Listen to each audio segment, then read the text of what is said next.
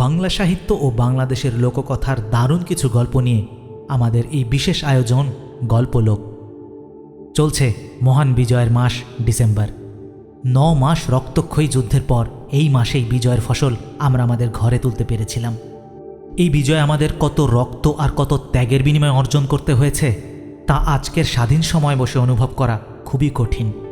সেই মহান ত্যাগ এবং সত্যিকার দেশপ্রেমের গল্প নিয়ে আজকে আপনাদের জন্য পরিবেশন করছি খ্যাতনামা সাহিত্যিক, সফল চলচ্চিত্র পরিচালক এবং বীর মুক্তিযোদ্ধা জহির রায়হানের লেখা সময়ের প্রয়োজনে। বাংলা সাহিত্য ও বাংলা চলচ্চিত্রে জহির রায়হান একজন নামপুরুষ। তিনি একাধারে ছিলেন একজন সফল চলচ্চিত্র পরিচালক, একজন খ্যাতনামা সাহিত্যিক এবং সরাসরি মুক্তিযুদ্ধে অংশগ্রহণ করা একজন বীর যোদ্ধা। তাঁর কলমে জন্ম নেওয়া সময়ের প্রয়োজন গল্পটিতে তৎকালীন মুক্তিযুদ্ধের একদম বাস্তব প্রেক্ষাপট অত্যন্ত সুচারুরূপে ফুটে উঠেছে। সকল বয়সের শ্রোতার কথা মাথায় রেখে গল্পে কয়েকটি শব্দের আমরা কিঞ্চিত পরিবর্তন করেছি। গল্পের বিশেষ বিশেষ নারী চরিত্রগুলোতে কণ্ঠ দিয়েছেন গল্পলোক টিমের অন্যতম গুরুত্বপূর্ণ সদস্য প্রিসিলা সুলতানা। শুরু হচ্ছে বীর মুক্তিযোদ্ধা শহীদ জহির রায়হানের লেখা সময়ের প্রয়োজনে।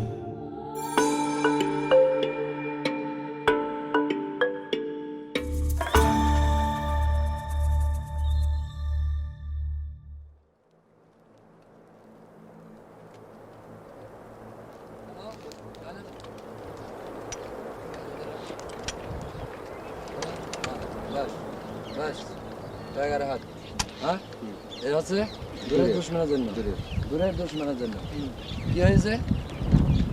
চলো শীষ লাগাও, ঠিক ঝোঁকো সামনে। কিছুদিন আগে সংবাদ সংগ্রহের জন্য মুক্তিযোদ্ধাদের একটি অগ্রবর্তী ঘাঁটিতে গিয়েছিলাম। ক্যাম্প কমান্ডার ভীষণ ব্যস্ত ছিলেন।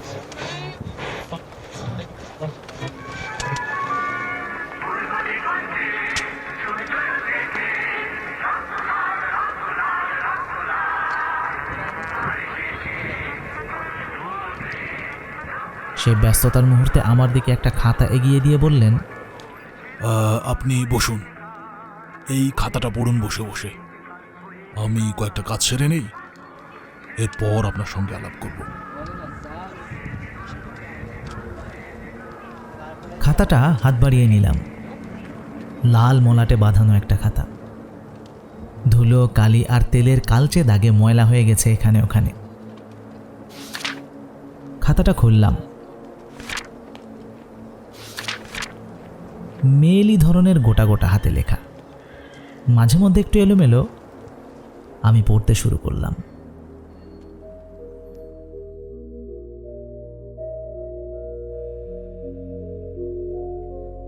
প্রথম প্রথম কাউকে মরতে দেখলে ব্যথা পেতাম, কেমন যেন একটু দুর্বল হয়ে পড়তাম।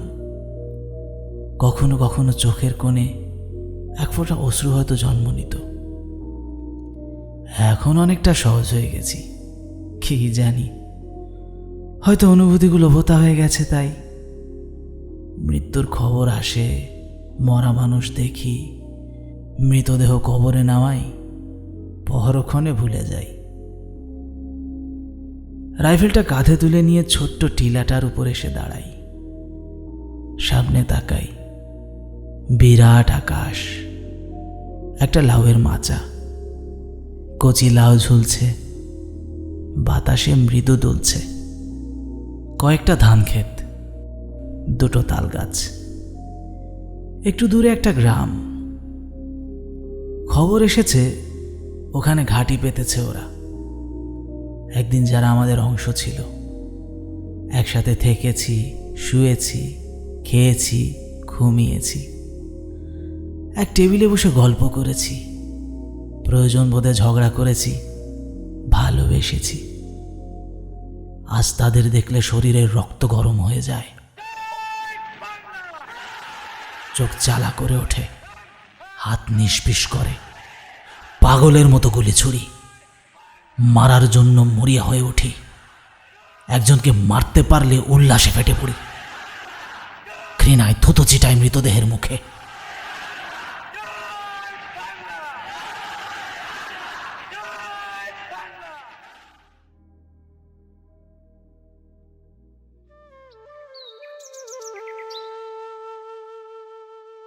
সামনের ধান ক্ষেত,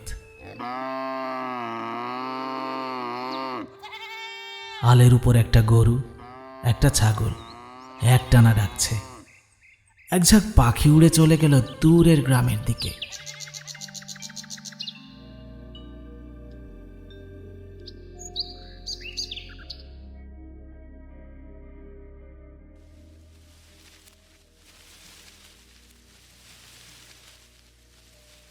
কি যেন নড়ে চড়ে উঠল ওখানে।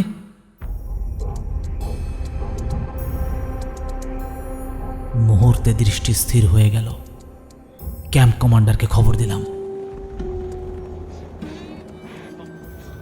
স্যার, মনে হচ্ছে ওরা এগোতে পারে। তিনি একটা ম্যাপের উপর ঝুঁকে পড়ে হিসেব করছিলেন। মুখ তুলে তাকালেন। এক জোড়া লাল চোখ। গত 2 রাত ঘুমননি, অবকাশ পাননি বলে। তিনি তাকালেন, বললেন, কি রেখেছ? বললাম, মনে হলো একটা মুভমেন্ট। বলতে গেছো? আমাকে মাঝপথে থামিয়ে দিলেন তিনি। ওদের 2-1 দিনের মধ্যে এগোবার কথা নয়। যাও, ভালো করে দেখো।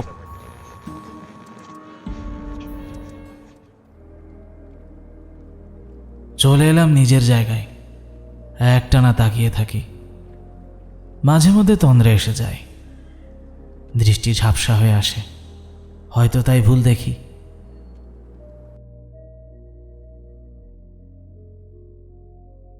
কিন্তু বুড়িগঙ্গার পাশে লঞ্চঘাটের অপরিসর বিশ্রামাগারে যে দৃশ্য দেখেছিলাম, সেটা ভুল হওয়ার কথা নয়। শুনেছিলাম বহু লোক আশ্রয় নিয়েছিল সেখানে। যখন গেলাম, দেখলাম কেউ নেই। দেখলাম মেঝেতে পুডিংয়ের মতো জমাট রক্ত, বুটের দাগ, অনেক খালি পায়ের ছাপ, ছোট পা, বড় পা, কচি পা, কতগুলো মেয়ের চুল, 2টো হাতের আঙুল, একটা আংটি, চাপ চাপ রক্ত, কালো রক্ত, লাল রক্ত, মানুষের হাত, পা, পায়ের গোড়ালি, পুডিংয়ের মতো রক্ত, খুলির একটা টুকরো অংশ, এক খাবলা মগজ, রক্তের উপর পিছলে যাওয়া পায়ের ছাপ, অনেক ছোট বড় ধারা, রক্তের ধারা। একটা চিঠি, মানিব্যাগ, গামছা, এক পাটি চটি, কয়েকটি বিস্কুট, জমে থাকা রক্ত,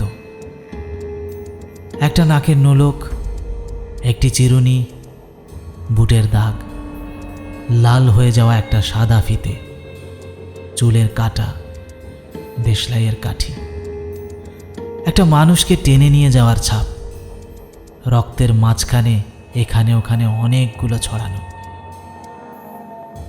পাশের নর্দমাটা বন্ধ, রক্তের স্রোত লাভার মতো জমে গেছে সেখানে। দেখছিলাম।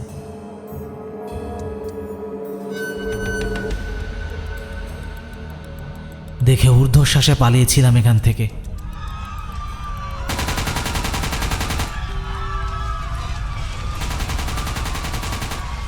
আমি একা নই, অসংখ্য মানুষ পিঁপড়ের মতো ছুটছিল। মাথায় সুটকেস, বগলে কাপড়ের গাঁটরি, হাতে হেরিকেন, কোমরে বাচ্চা। চোখে মুখে কি এক অস্থির আতঙ্ক।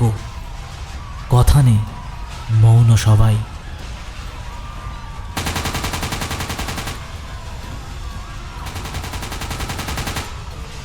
সহসা কে যেন বলল, ওদিকে যাবেন না, মিলিটারি। নৌকায় করে করে সব লোক ওপারে পালাচ্ছিল। মিলিটারি ওদের উপর গুলি করেছে। 200-300 লোক মারা গেছে ওখানে। যাবেন না।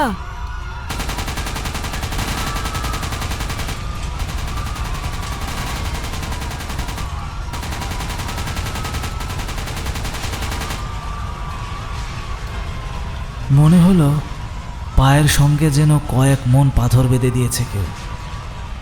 একা নই, অসংখ্য মানুষ, অজস্র চোখ, হত বিহম্বল মুহূর্ত। কোন দিকে যাব? পেছনে ফিরে যাওয়ার পথ নেই। মৃতদেহের স্তূপের নিচে সে পথ বন্ধ হয়ে গেছে। সামনে এগিয়ে যাব, ভরসা পাচ্ছি না। সেখানেও হয়তো মৃতের পাহাড় পথ অবরোধ করে দাঁড়িয়ে আছে। কোন দিকে যাব? পর মুহূর্তে একটা হেলিকপ্টারের শব্দ শুনতে পেলাম।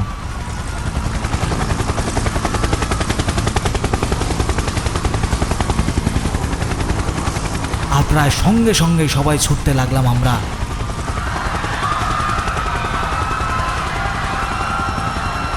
যে যেদিক পারছে ছুটছে, কাচকি মাছের মতো চারপাশে ছিটকে যাচ্ছে সবাই।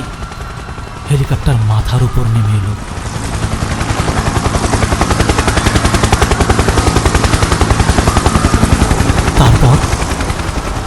তারপর মনে হলো একসঙ্গে অনেকগুলো বাজ পড়ল।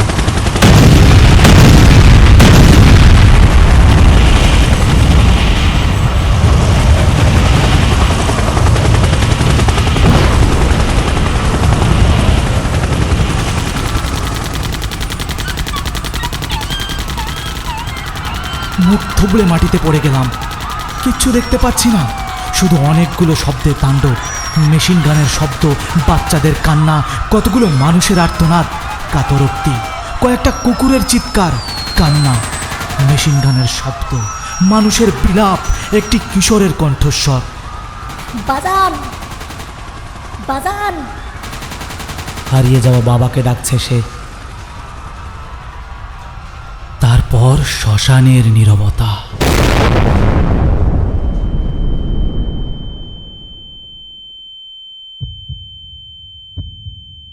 ঘাড়ের কাছে চিনচিনে একটা ব্যথা।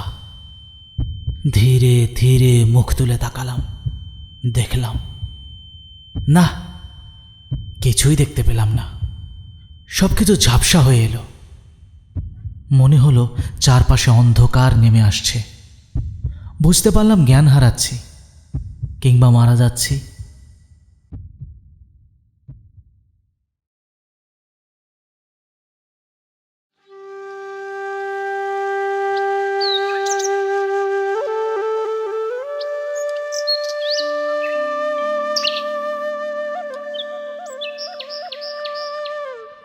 সামনে ধান ক্ষেত, একটা লাউয়ের মাচা, কচি লাউ ঝুলছে। পেছনে একটা কাশবন, আড়ালে 4-5টা তাঁবু, একটা পুরনো দালান। ওখানে আমরা থাকি। মোট 27 জন মানুষ। প্রথম 19 জন ছিলাম। 8 জন মারা গেল মর্টারের গুলিতে। ওদের নামিয়ে যখন ক্যাম্পে ফিরলাম তখন আমরা 11 জন। একজন পালিয়ে গেল সে রাতে, গেল আর এলো না। আর একজন মারা গেল হঠাৎ অসুখ করে। কি অসুখ বুঝে ওঠার আগেই হাত পা টান টান করে শুয়ে পড়ল সে, আর উঠল না। তার বুক পকেটে একটা চিঠি পেলাম, মায়ের কাছে লেখা। মা, আমার জন্য তুমি একটুও চিন্তা করো না মা, আমি ভালো আছি। চিঠিটা ওর কবরে দিয়ে দিয়েছি। থাকো, ওখানেই থাকো।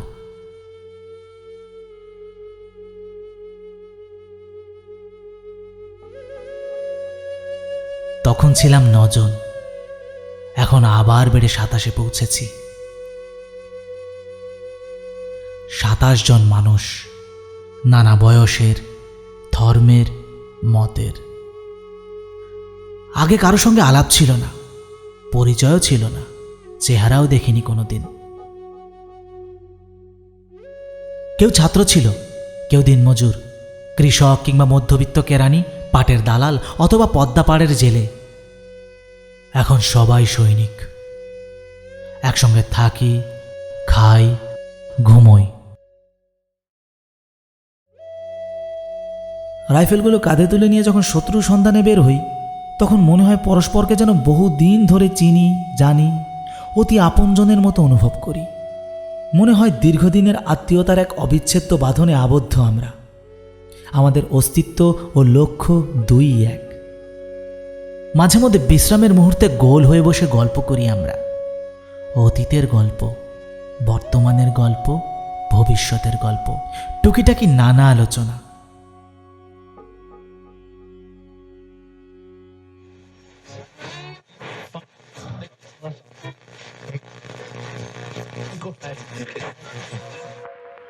একটি ফুলকে বাঁচাবো বলে যুদ্ধ করি, মোরা একটি ফুলকে বাঁচাবো বলে যুদ্ধ করি, মোরা একটি ওষুধ ফুরিয়ে গেছে, আনতে হবে।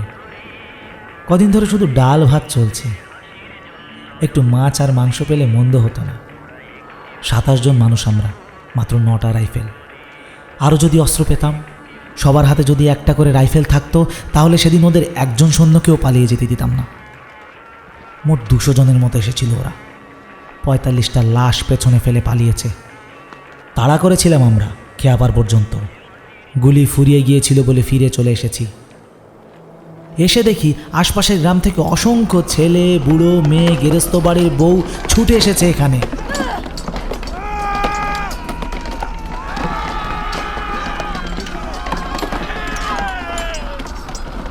কারো হাতে ঝাঁটা, দা, কুড়াল, খুন্তি। মৃতদেহগুলোর মুখে ঝাঁটা মারছে ওরা। কুড়াল দিয়ে টুকরো টুকরো করে ফেলছে ওদের হাত, পা, মাথা, বুকের পাঁজর। দা দিয়ে কুপিয়ে কুপিয়ে এক একটা মৃতদেহ শত টুকরো করতে করতে জনৈক বৃদ্ধ চিৎকার করে কাঁদছিলেন। আমার পুরাটারে মারছোস, বউটারে নিয়ে গেছোস, মায়াডারে পাগল করছোস, আমার সোনার সংসার পুরায়া দিছোস। আল্লাহর গজব পড়বো, আল্লাহর গজব পড়বো। ঘৃণা, ক্রোধ, যন্ত্রণা। আমরা বাধা দিলাম, আর প্রায় সঙ্গে সঙ্গে ডুকরে কেঁদে উঠল ওরা। করুণ বিলাপ শুরু করল। বিলাপের অবসরে নিজেদের সহস্র দুঃখ বেদনার ইতিহাস বর্ণনা করতে লাগলো। ছেলে নেই, স্বামী নেই, স্ত্রীকে ধর্ষণ করেছে, যুবতী মেয়েটাকে ধরে নিয়ে গেছে, 3 মাস হলো। হালের গরু, গোলার ধান, গায়ের অলংকার কিচ্ছু নেই, সব লুট করেছে। ঘৃণা, ক্রোধ, যন্ত্রণা, এত সব বুকে নিয়ে ওরা বাঁচবে কেমন করে? একটা বিস্ফোরণে যদি সব কিছু ভেঙে চুরমার হয়ে যেত, তাহলে হয়তো বেঁচে থাকার চেষ্টা করতে পারত ওরা। ওরা একা নয়, অনেকগুলো মানুষ, 7.5 কোটি। 1 কোটি লোক তো ঘর বাড়ি মাটি ছেড়ে পালিয়েছে। 3 কোটি লোক সারাক্ষণ পালাচ্ছে এক গ্রাম থেকে অন্য গ্রামে।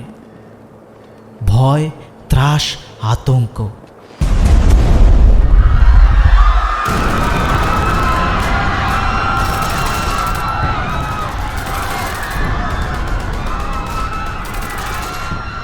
জ্ঞান ফিরে এলে আমিও পালিয়েছিলাম, পোড়ামাটির ঘ্রাণ নিতে নিতে।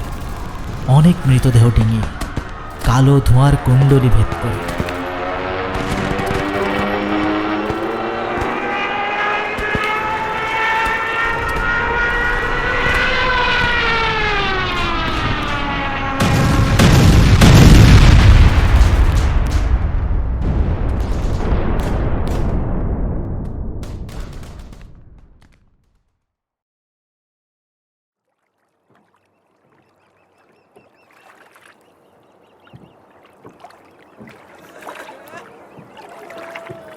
একটা গয়না নৌকায় আশ্রয় নিয়েছিলাম।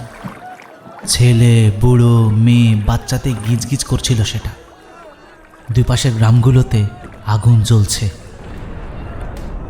কিছুক্ষণ আগে একটা প্লেন এসে একটানা বোমা বর্ষণ করেছে এখানে। কাছেই একটা মফস্বল শহর, এখনো পুড়ছে। কালো জমাট ধোয়ার কুণ্ডলী পাকিয়ে পাকিয়ে উঠছে আকাশের দিকে।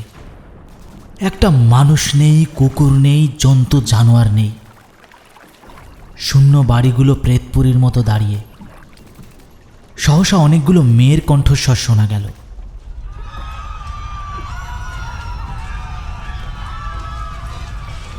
তাকিয়ে দেখলাম দূরে নদীর পাড়ে একসঙ্গে জড়ো হয়ে দাঁড়িয়ে কতগুলো মেয়ে চিৎকার করে নৌকাটাকে পাড়ে নিয়ে যাওয়ার জন্য ডাকছে। ওরা আশ্রয় পেতে চায় নৌকাতে। না না, খবরদার, নৌকা বেড়াবে না। জনৈক বৃদ্ধা তাদের দিকে তাকিয়ে খেঁকিয়ে উঠল। কেন, কি হয়েছে? কি আর হবে, বাজে মেয়ে, বাজারের মেয়ে। বাজারের মেয়ে মানে? মানে আবার কি সাহেব, বাজারের মেয়ে চেনেন না? ঘৃণায় চোখ মুখ কুচকে এলো তার। তার একার নয়, অনেকের। অনেকেই মুখ বার করে তীরে দাঁড়িয়ে থাকা সেই বাজারের মেয়েগুলোকে দেখল। না না, নৌকা থামাবার দরকার নেই। আপদগুলো মরুক, মরলেই ভালো। নৌকা থামাও। সহসা ভিড়ের ভেতর থেকে একটা ছেলে চিৎকার করে উঠল। মুখ ভরা খোঁচা খোঁচা দাড়ি, রক্ত জবার মতো লাল চোখ। শিগগিরই নৌকায় তুলে নাও ওদের। কঠিন কণ্ঠে আদেশ করল সে।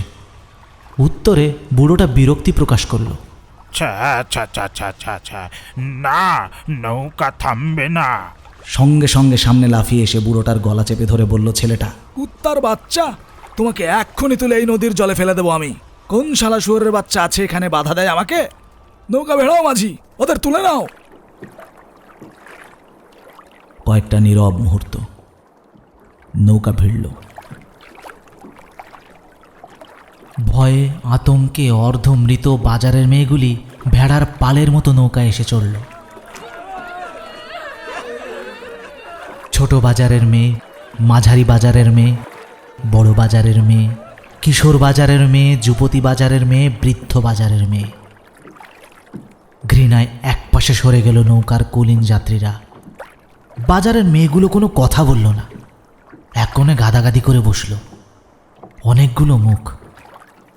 একটা মুখ আমার মায়ের মতো দেখতে। মা এখন কি করছে? মায়ের কথা মনে পড়তে বুকটা ব্যথা করে উঠল।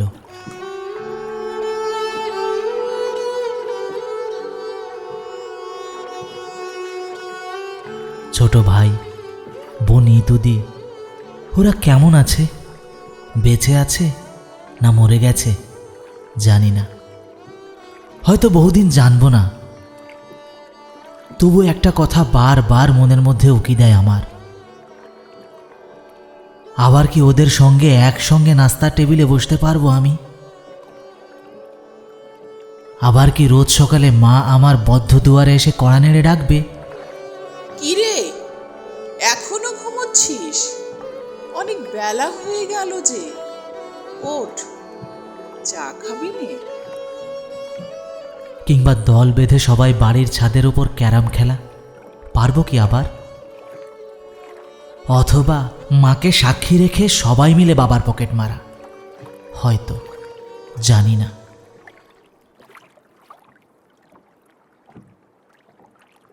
জানতে গেলে ভাবনা হয়, ভাবনাটাই একটা যন্ত্রণা।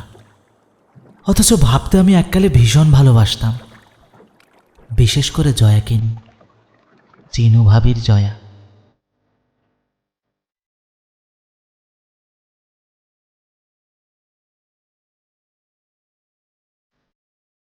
কত ভাবে ভেবেছি ওকে, কখনো সমুদ্রের উত্তাল পটভূমিতে, কখনো ঢেউ জাগানো মিছিলের মাঝে, কখনো ছোট্ট একটি ঘরের একান্তে, দিনে রাতে, অন্ধকারের নিবিড়তায়, কিংবা কোনো দুপুরে, কোনো রেস্তোরাঁর কোণের টেবিলে, নিরিবিলি নির্জনে, তুই কাপ চা সামনে রেখে অনেকক্ষণ ধরে কোনো কথা না বলে বসে থাকার মুহূর্তে ভাবতে ভালো লাগতো। ইছামতি, করতোয়া, ময়ূরাক্ষী বলে যে নদীর নাম, তাদের জলে দুজনে সাঁতার কেটে ঢেউয়ের সঙ্গে কানামাছি খেলতে। জয়া কোনোদিন সমুদ্র দেখেনি, সমুদ্র দেখার বড় ইচ্ছে ছিল তার। একদিন হাসতে হাসতে বলল, জানো, সমুদ্র দেখে এলাম। কখন, কোথায়? অবাক হয়ে বলেছিলাম আমি। কেন? এই শহরে, শহরের অলিতে গলিতে এত সমুদ্রের ছড়াছড়ি জীবনে দেখেছো কখনো? কপালে জমে ওঠা বিন্দু বিন্দু ঘামগুলো আঁচল দিয়ে মুছে দিয়ে বলেছিল জয়া। জনতার সমুদ্র, সমুদ্রের চেয়ে গভীর, সাগরের চেয়ে উত্তাল, গতিময়। মনে হচ্ছিল সামনের শত বাধার পাহাড় আসুক না কেন, সবকিছু ভাসিয়ে নিয়ে যাবে। কোটি কোটি মুখ, পাথরে খোদাই করা চেহারা, মুষ্টিবদ্ধ হাত সীমানা ছাড়িয়ে।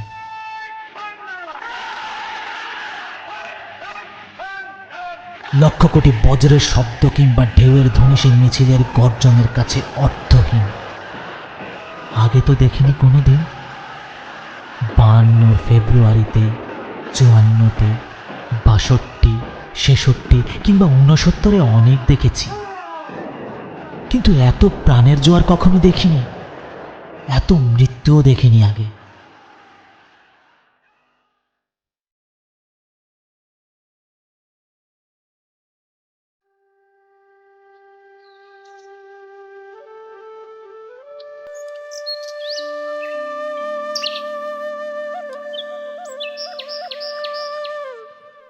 সামনে তাকাই, বিরাট আকাশ, একটা লাউয়ের মাচা, কচি লাউ ঝুলছে, কয়েকটা ধান ক্ষেত, দুটো তাল গাছ, দূরে আরেকটা গ্রাম। প্রতিদিন দেখি। জয়াকেও এত নিবিড় করে দেখিনি কোনোদিন।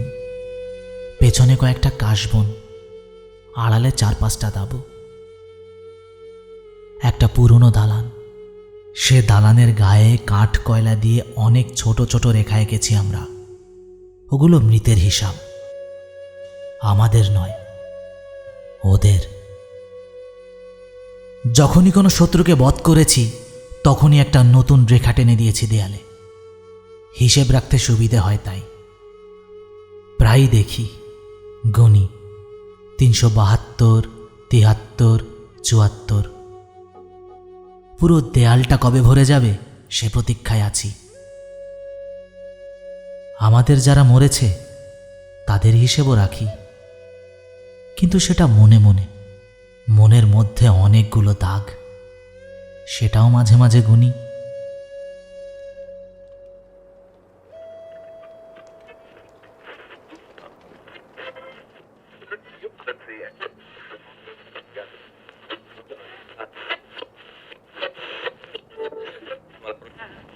Pakistan, Bangladesh, there have been atrocities carried out against civilians both during the war and since it. But over the weekend it was discovered that there had been a massacre. একদিন, বেশ কিছুদিন আগে, সেক্টর কমান্ডার এসেছিলেন আমাদের ক্যাম্পে দেখতে। সারিবদ্ধভাবে দাঁড়িয়েছিলাম আমরা, অভিবাদন করেছিলাম তাকে। তিনি আমাদের একটি প্রশ্ন করেছিলেন, প্রায় এক ধরনের উত্তর দিয়েছিলাম আমরা। বলেছিলাম, দেশের জন্য, মাতৃভূমির জন্য যুদ্ধ করছি দেশকে মুক্ত করার জন্য, বাংলাদেশ। পরে মনে হয়েছিল উত্তরটা বোধহয় ঠিক হয়নি। নিজেরা অনেকক্ষণ আলাপ করেছি। উত্তরটা ঠিক হলো কি? দেশ তো হলো ভূগোলের ব্যাপার। 1000 বছরে যার 1000 বার সীমারেখা পাল্টেছে, ভবিষ্যতেও পাল্টাবে। তাহলে কিসের জন্য লড়াই করছি আমরা? বন্ধুরা নানান জনে নানান রকম উক্তি করেছিল। কেউ বলেছিল, আমরা প্রতিশোধ নেওয়ার জন্য লড়ছি। ওরা আমাদের মা বোনদের কুকুর বেড়ালের মতো মেরেছে, তার প্রতিশোধ নিতে চাই। কেউ বলেছিল, আমরা আসলে অন্যায়ের বিরুদ্ধে লড়ছি। ওই শালারা বহুত অত্যাচার করেছে আমাদের উপর, শোষণ করেছে, তাই ওদের তাড়ানোর জন্য লড়ছি। কেউ বলেছিল, আমি অত শত বুঝি না মিয়ারা, আমি শেখ সাহেবের জন্য লড়তাছি। কেউ বলেছিল, কেন লড়ছি জানো? দেশের মধ্যে যত গুন্ডা, বদমাশ, ঠক, দালাল, ইতর, মহাজন আর ধর্ম ব্যবসায়ী আছে, তাদের সবার পাছায় লাথি মারতে। আমি ওদের কথাগুলো শুনছিলাম, ভাবছিলাম, মাঝে মধ্যে আলোচনায় অংশ নিতে গিয়ে তর্কও করছিলাম, কিন্তু মন ভরছিল না। কিসের জন্য লড়াই করছি আমরা? এত প্রাণ দিচ্ছি, এত রক্তক্ষয় করছি। হয়তো সুখের জন্য, শান্তির জন্য, নিজের কামনা বাসনাগুলোকে পরিপূর্ণতা দেওয়ার জন্য, কিংবা শুধু বেঁচে থাকার তাগিদে, নিজের অস্তিত্ব রক্ষার জন্য, অথবা সময়ের প্রয়োজন মেটানোর জন্য লড়ছি আমরা।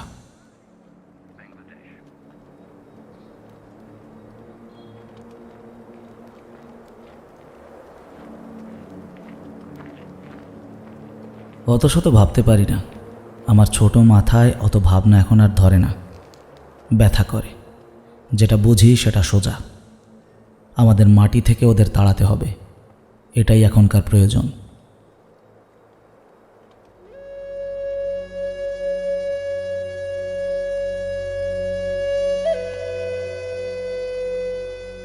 দেয়ালে রেখাগুলো বাড়ছে, মনের দাগও বাড়ছে প্রতিদিন।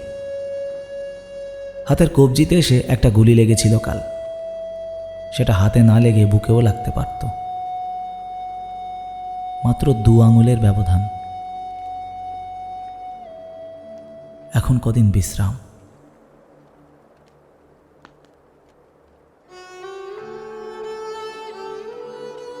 মা কাছে থাকলে মাথায় হাত বুলিয়ে দিত, কাঁদত, বকুনি দিয়ে বলতো, বাহাদুর, অত সামনে এগিয়ে গেছিলি কেন? সবার পেছনে থাকতে পারলি না? আর অত বাহাদুরির দরকার নেই বাবা। ঘরের ছেলে, এখন ঘরে ফিরে চল।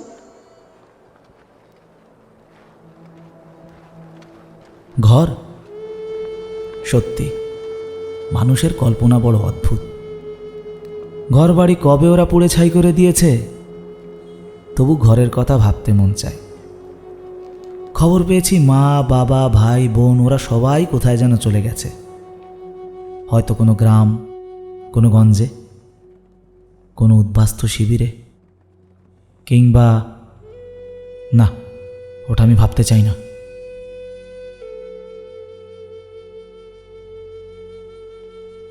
জয়ার কোনো খবর নেই। কোথায় গেল মেয়েটা জানি না, জানতে গেলে ভয় হয়।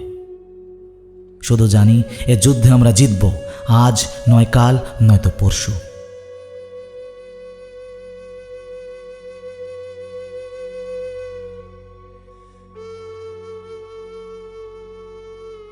একদিন আমি আবার ফিরে যাব আমার শহরে, আমার গ্রামে। তখন হয়তো পরিচিত অনেক মুখ সেখানে থাকবে না, তাদের আর দেখতে পাবো না আমি। যাদের পাবো তাদের প্রাণ ভরে ভালোবাসবো। যারা নেই কিন্তু একদিন ছিল, তাদের গল্প আমি শোনাবো ওদের। সেই ছেলেটির গল্প, বুকে মাইন বেঁধে যে ট্যাঙ্কের সামনে ঝাঁপিয়ে পড়েছিল, কিংবা সেই বুড়ো কৃষক রাইফেলটা হাতে তুলে নিয়ে যে মৃদু হেসে বলেছিল, চললাম, আর ফিরে আসেনি। অথবা উদ্বাস্তু শিবিরের 5 লাখ মৃত শিশু, 10,000 গ্রামের আনাচে কানাচে 1 কোটি মৃতদেহ। না, 1 কোটি নয়, হয়তো হিসেবের অঙ্কটা তখন 3 কোটিতে গিয়ে পৌঁছেছে। 1000 রাত কেটে যাবে হয়তো, আমার গল্প তবু ফুরবে না।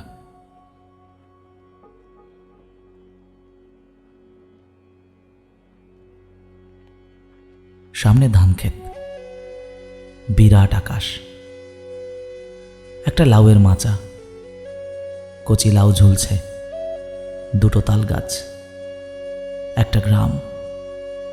গ্রামের নাম রোহনপুর। ওখানে এসে ঘাঁটি পেতেছে ওরা, একদিন যারা আমাদের অংশ ছিল।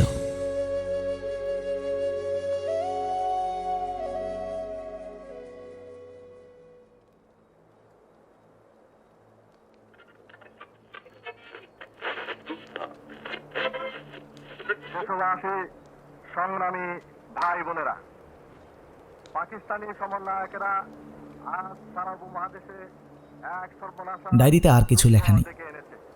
খাতাটা ক্যাম্প কমান্ডারের দিকে এগিয়ে দিয়ে প্রশ্ন করলাম, কার লেখা? আপনার? না, আমাদের সঙ্গের একজন মুক্তিযোদ্ধার। তার সঙ্গে একটু আলাপ করতে পারি কি? আবার প্রশ্ন করলাম। উত্তর দিতে গিয়ে মুহূর্ত কয়েক আমার দিকে তাকিয়ে রইলেন তিনি। তারপর বললেন, দিন কয়েক আগে একটা অপারেশনে গিয়ে ওদের হাতে ধরা পড়েছে সে। তারপর? তারপরের খবর ঠিক বলতে পারছি না, হয়তো মেরে ফেলেছে, বেঁচেও থাকতে পারে হয়তো।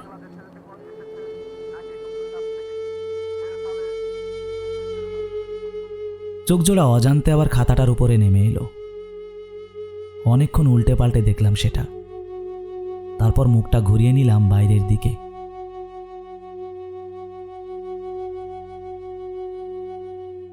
বিরাট আকাশ, একটা লাউয়ের মাচা, কচি লাউ ঝুলছে, কয়েকটা ধান ক্ষেত, 2টো তাল গাছ, দূরে আর একটা গ্রাম, সেখানে আগুন জ্বলছে।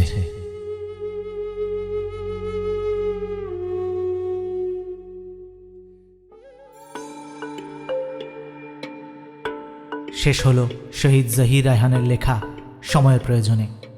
শব্দগ্রহণ, এডিট ও মাস্টারিংয়ে লিবারেশন স্টুডিও। শব্দ অলঙ্করণে প্রিসিলা সুলতানা। এতক্ষণ আমাদের সাথে থাকার জন্য আপনাকে অনেক অনেক ধন্যবাদ। খুব শীঘ্রই আরও একটি গল্প নিয়ে আপনাদের সামনে উপস্থিত হব। ততদিন পর্যন্ত সাথে থাকুন। আমাদের কাজ আপনার ভালো লেগে থাকলে অবশ্যই শেয়ার করুন। মহান আল্লাহ আপনাদের সকলকে সুস্থ রাখুক, ভালো রাখুক। আল্লাহ হাফেজ।